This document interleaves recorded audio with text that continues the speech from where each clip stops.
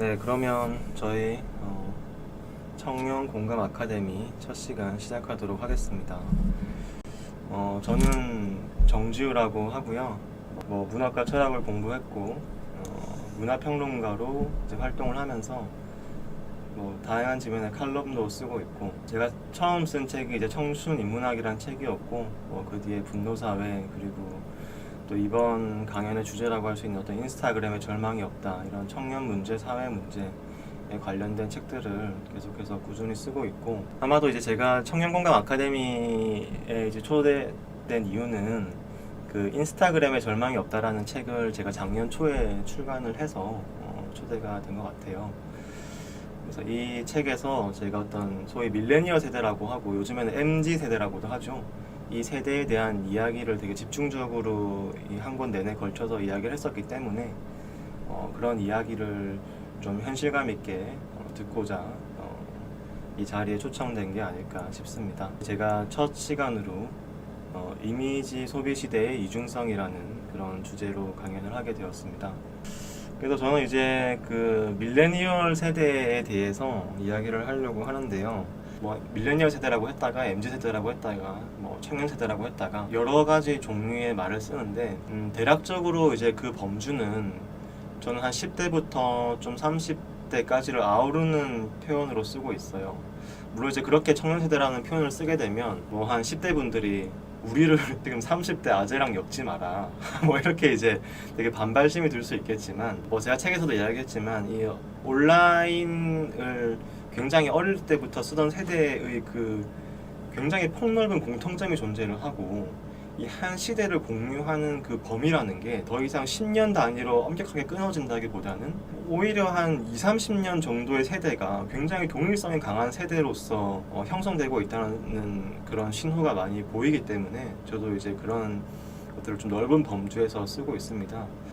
이제 그럼에도 불구하고 제가 드리는 말씀은 한 10대보다는 20대 한 중반에서 30대 중반 정도의 세대가 가장 좀 공감할 수 있는 그런 이야기가 될 것 같아요. 저는 이 세대의 가장 핵심적인 특징 중 하나로 환각의 세대라는 명칭을 사용을 하고 있습니다. 이거는 이제 환각이라는 것은 일종의 환상이라는 거죠, 환상. 그래서 동시에 그런 환상이나 몽상과 굉장히 반대되는 위치에 있는 현실주의, 현실성, 실용주의가 굉장히 극단적인 두 가지 성향이 동시에 존재하고 있는 굉장히 분열적인 세대라는 거죠. 실제로 저희가 어렸을 때만 하더라도 소위 꿈이라는 단어, 장래희망, 꿈이라는 단어가 굉장히 이제 중시되기 시작했던 그런 시대였다는 생각이 들어요. 그러면서 이제 인생에는 꿈이 있어야 되고 자기만의 꿈을 추구해야 되고, 그런 꿈을 추구하지 않는 사람은 뭔가 잘못된 사람, 꿈을 추구하지 않는 인생은 뭔가 잘못된 인생, 이런 관념이 막 이제 주입되기 시작을 하는 거죠. 동시에 역대 최고의 대학 진학률 있었고, 정말 수능에 목숨 거는 세대였고, 입시 경쟁이 그 어느 때 못지않게 치열한 세대였고, 또 부모님들은 IMF 등을 겪으면서 굉장히 또 이 인생에 되게 위기가 많은 세대였고, 그리고 또 대학생이 되어서는 88만 원 세대니 이런 얘기들이 굉장히 많은 세대였단 말이죠. 그 무엇이 더 중요하다고 해야 될지 알 수가 없고, 둘 다 너무 중요하고, 둘 다 너무나 중요하다는 것을 전 사회적으로 전방위적으로 굉장히 강요받았던 그런 세대라고도 이제 볼 수 있는 거죠. 이제 그런 상황에서 저희 세대의 이야기가 이제 펼쳐졌다고 볼 수 있을 것 같습니다. 이제 제가 말씀드리고 싶은 측면 하나는 또 시소의 세계관이라는 측면인데요. 이것도 이제 청년 세대의 굉장히 중요한 특성이라고 생각을 하는데, 이제 일종의 이런 이제 분열을 끌어안고 있는 상황에서 굉장히 개개인들이 어떻게 보면 뭔가 확정될 수 없는 상황에 처하는 거죠. 내가 나의 꿈을 계속 추구해도 되는 건지, 아니면 나의 현실을 챙겨야 되는 건지, 이런 상태에서 계속 왔다 갔다 하면서 시소처럼 굉장히 유동적인 상태에서 약간 딜레마적인 상황에서 자기의 어떤 인생관과 가치관을 형성하고 있는 상황인데, 동시에 각 개개인이 어떤 가치관과 인생관을 형성할 때도 상당히 이제 어떤 유동적인 그런 상황이 이제 일어나고 있다는 생각이 듭니다. 예를 들어서 대표적으로 그 기성 세대 같은 경우에는 상당히 이제 확고한 그런 인생관이나 세계관을 가지고 있었죠. 특히 이제 어떤 집단주의적으로 확립된 여러 가치관들, 이런 것들이 있었고, 집단 이념이라든지, 대표적으로 지금 이제 586 세대 같은 경우에는 민주화에 대한 이념이라든지, 혹은 뭐 사회주의라든지 이런 것에 대해서 자기만의 굉장히 확고한 그런 이념 체계가 있었고 이념에 굉장히 깊이 소속된 소속감과 집단성이 있었다면 청년 세대, 최근 세대로 오게 되면 그런 확고한 세계관이라는 것들이 거의 이제 와해되는 그런 상황에 있다는 생각이 듭니다. 이제 온라인 담론장이 형성되는 것들을 보면 대부분 청년 세대는 어떤 특정 커뮤니티나 SNS를 통해서 담론들을 형성을 하게 되는데 그 형성 과정을 보면 굉장히 사실 민주주의적이죠. 과거처럼 뭐 특정 선배나 특정 스승이 어떤 굉장히 훌륭한 그런 이념 체계를 사람들에게 전파하고 사람들이 그 속에 소속돼서 특정한 자기 이념과 세계관과 인생관을 가진 형태가 절대 아니죠. 엄청난 피드백이 실시간으로 일어나면서 뭐 좋아요, 싫어요가 엄청나게 찍히면서 찬반, 공감 이런 것들이 막 수만 개씩 찍히면서 그 순간순간 가치관들을 형성하고 또 거기에 엄청나게 많은 댓글들이 달리면서 실시간으로 토론을 하고 그러면서 끊임없이 관점들이 재생산되고 그래서 사실 이 관점들이 굉장히 유동적이라는 상황도 일종의 청년 세대를 구성하는 특성일 것 같아요. 언제든지 더 합리적이고 또 시대 상황에 따라서 자기의 정체성도 바꿀 수 있고 자기의 세계관과 자기의 인생관도 얼마든지 변형해 나갈 수 있는 그런 세대라고 보시면 될 것 같습니다. 또 청년 세대의 굉장히 중요한 특성 중 하나는 바로 청년 세대가 소비자로 자랐다는 그 관점도 상당히 중요할 것 같습니다. 이 세상 모든 것들이 내가 돈을 지불함으로써 얻는 것이다라는 관점이 굉장히 강하고 특히 이런 그 소비자로서 자란 이 청년 세대라는 이 세대의 특성 때문에 상당히 많은 고민을 하시는 분들이 사실 교사분들이죠. 일종의 자신들이 마치 이제 교육 서비스 제공자가 된 것 같다 이런 말씀을 많이들 하세요. 그리고 이제 학생들은 뭐 세금을 내고 학비를 내고 자기는 이제 정당한 교육 서비스를 받을 자격이 있는 소비자라고 생각을 하는 거죠. 그래서 이게 막 정말 예전처럼 뭐 되게 어떤 스승과 제자 이런 고정관념이 굉장히 강했던 세대가 있었다면 갈수록 청년들이 일종의 소비자로서 자랐고 소비자로서 길들여졌다는 이런 측면들도 저는 굉장히 중요한 측면이라고 생각이 듭니다. 결국 내가 나의 자아를 형성하고 나의 인생관을 형성하고 내가 앞으로 삶을 살아갈 때 있어서 내가 무엇을 소비하느냐가 나라는 존재를 규정한다는 것이 굉장히 중요한 측면으로 들어온다는 거죠. 이제 그렇게 해서 저희가 이제 좀 청년 세대 혹은 밀레니얼 세대에 대한 좀 전반적인 느낌이 좀 오실 거란 생각이 들어요. 기성세대가 어떻게 다른지. 그래서 이제 또 요즘 굉장히 화두가 되고 있는 이 저출생이라는 문제에 대해서도 같이 이야기를 할 수밖에 없겠죠. 이 저출생이라는 요즘에 정말 심각하고 정말 온 사회의 모든 지식인들이 머리를 싸매고 한마디씩 하고 있는 뭐 그런 문제이기도 합니다. 우리나라 뭐 출생률이 0.7명인가요? 0.8명인가요? 거의 전 세계에서 유례가 없는 지금 저출생률을 보이고 있죠. 하여튼 전 세계에서 통계 작성 이래 역사적으로 이런 사회는 없었다라고 할 정도로 지금 지구상에서 가장 아이가 태어나지 않는 나라. 그 뭐 대표적으로 요즘에 가장 많이 거론하는 건 아무래도 이제 어떤 주거 문제를 많이 꼽고 있죠. 이건 직장은 다 서울에 있는데 서울에서 집을 어떻게 구하는가. 특히 뭐 취업과 관련돼서도 어떤 소득 불균형도 큰 문제겠죠. 하위 80% 정도에는 이제 사실상 안정적인 가정을 꾸릴 수 있는 그런 소득이 보장되지 않는다라는 그런 좀 소득 양극화의 문제들. 이런 것들도 상당히 많이 지적되고 있는 그런 문제들이죠. 다만 저 같은 경우에는 좀 다른 측면에서 접근을 많이 해보려고 하는 편입니다. 그 대표적인 이유 중 하나로 저는 이 상향 평준화된 이미지라는 것을 몇 년 전부터 계속 이야기해오고 있어요. 일상에서 접하는 그런 삶의 이미지라는 것들이 굉장히 상향 평준화되고 있다는 거죠. SNS를 켜고 인스타그램을 켜면 굉장히 화려한 이미지밖에 없죠. 인생이라는 게 굉장히 상향 평준화된 것처럼 보인다는 거죠. 실제가 어떻든 간에. 그리고 실제로 그런 상향 평준화된 이미지를 창출하는 경험에 많은 사람들이 목숨 걸고 있다는 거죠.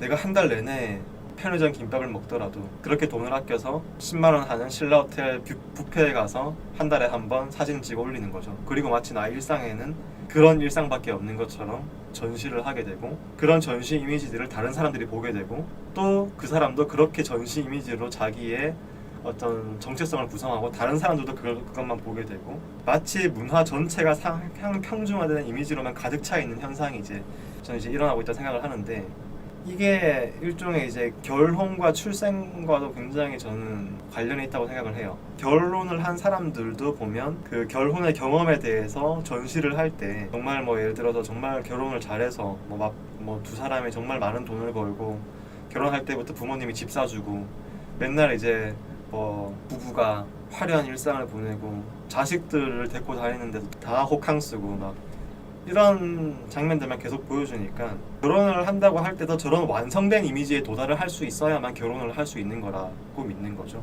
결혼이라는 게 어떤 굉장히 둘이 가진 것이 없어도 둘이 노력해서 함께 자산을 만들어 나가고 아이를 낳아서 키우면서 점점 집을 늘려나가면서 열심히 살아보자, 이런 식의 어떤 결혼관이 기성세대의 결혼관이었다면, 청년세대 결혼관은 결혼을 한다면 저런 상향 평준화된 이미지를 얻을 수 있는 바로 그런 결혼을 해야 되고, 자식을 키운다 하더라도 그런 완성된 상황에서 육아를 할 수 있지 않으면 안 된다, 그럼 불행이다, 그러면 실패고, 그럴 바에야 뭐 딩크로 살든지 혼자 살든지 비혼 싱글이 낫다, 이제 이런 식의 가치관이 크게 이제 형성이 되고 있다는 게 제가 생각하는 요즘 세태거든요. 그런 세대가 자라면서 부모님 세대를 본 거죠. 우리 부모님 보니까 이제 우리 부모님 50대인데 우리 부모님 서로 사랑하지 않더라, 행복하지도 않더라. 내가 살아봤는데, 내가 자식으로서 살아봤는데 우리 뭐 엄마 아빠 이모 이모부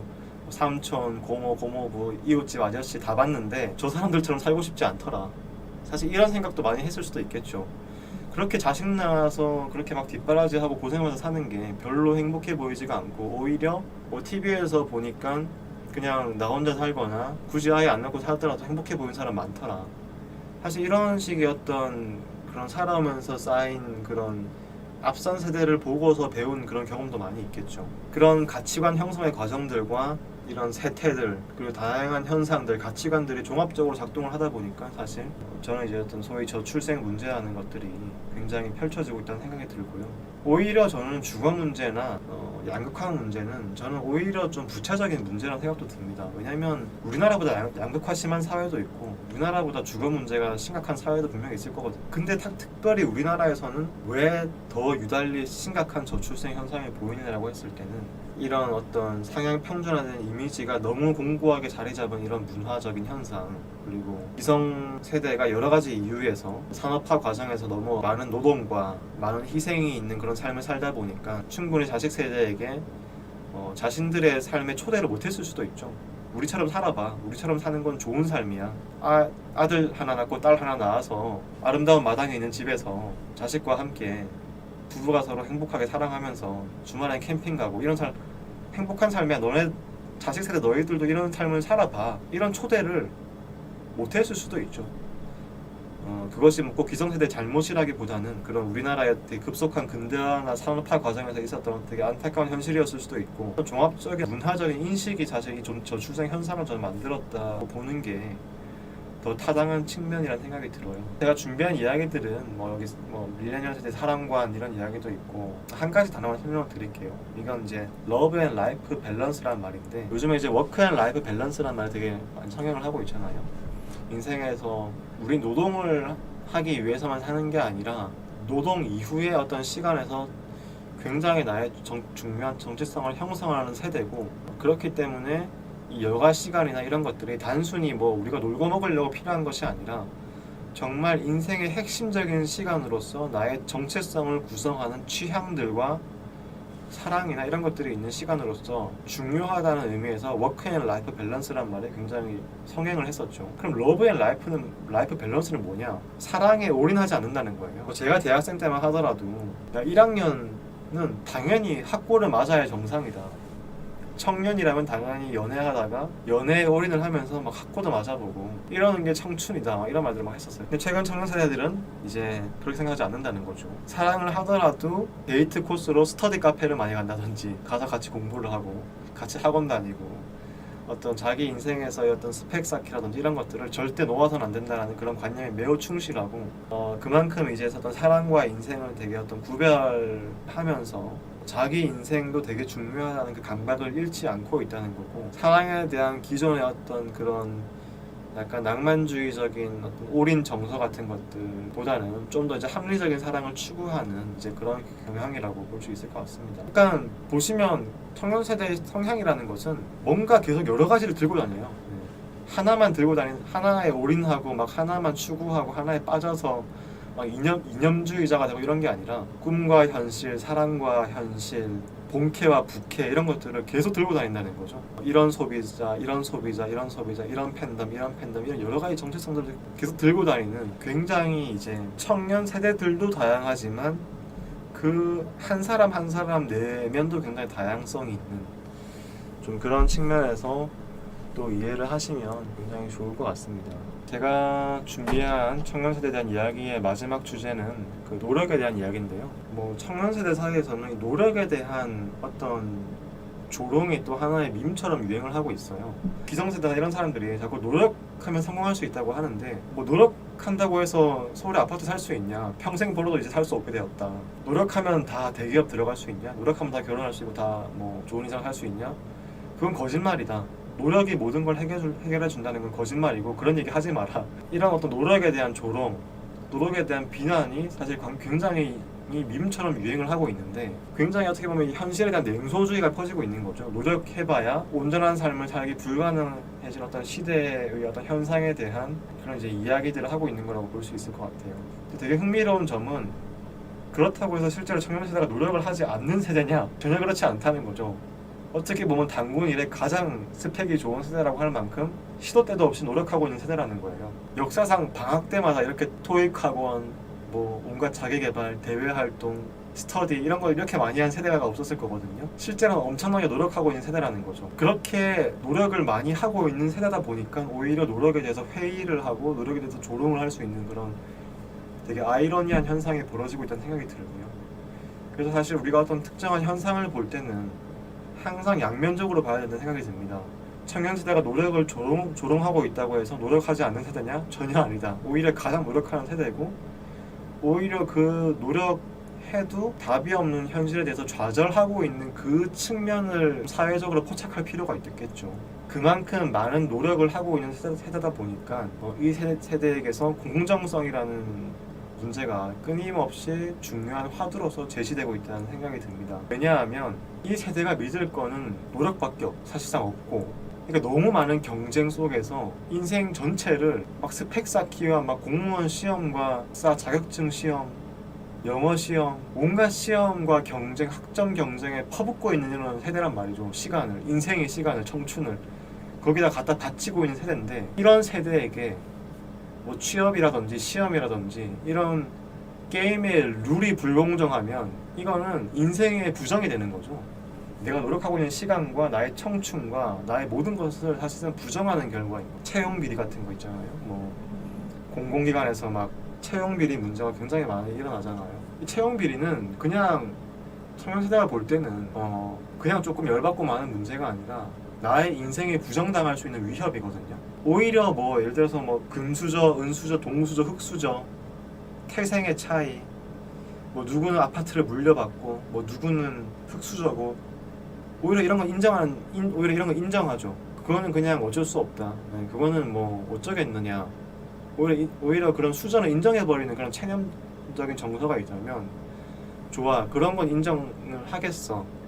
하지만 그 태어난 이후에 내가 실제로 나의 노력과 시간을 쏟아부은 그 노력만큼은 공정한 보상을 받아야 된다는 거. 그것이야말로 이 청년 세대들의 어떻게 보면 인생의 정체성을 결정하는 측면이라는 거죠.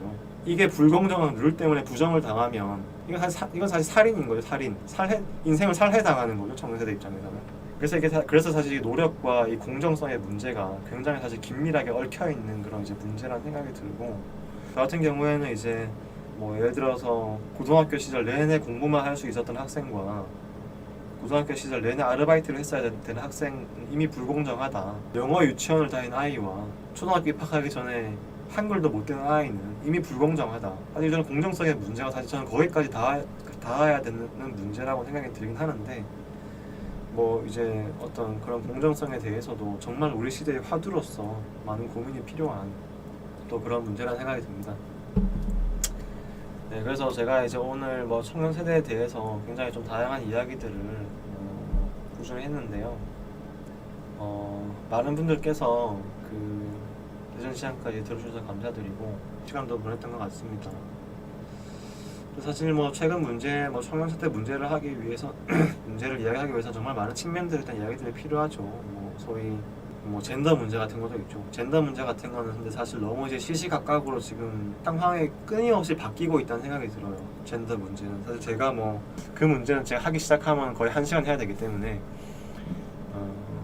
이번 주제에서는 좀 넘어가도록 하고, 또 뭐 실제로 제가 하는 이야기 중에서 뭐 청년 세대 자체에 대한 이야기는 큰 어떤 이론은 많지는 않지만, 제가 하는 그 젠더 문제에 대한 이야기는 워낙 찬반이 치열해서 이게 저 자신도 이제 계속 변화하고 있는 그런 관점 속에 있고, 정말 끊임없는 토론이 필요한 그런 측면이다 보니까 아예 좀 다른 자리에서 이야기할 기회가 있을 거라는 생각이 듭니다. 제가 막 일방적으로 막 이건 이렇다 저렇다 할 수 있는 문제는 아닌 것 같아요.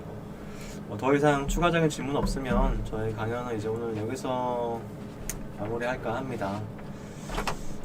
저는 개인적으로 너무 일방적인 강연이 아니라 좀 그런 채팅창을 통해서 좀 많은 소통을 할 수 있는 시간이어서 되게 좋았던 것 같고요. 또 제가 살아오면서 뭐 한치 앞을 예측할 수 없다는 말도 많이 말씀드렸는데, 이번 강연도 전혀 예측할 수 없는 그런 이야기들도 많이 했던 그런 시간이었던 것 같네요.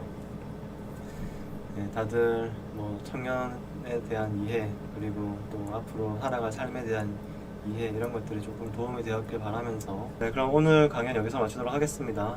네, 감사합니다.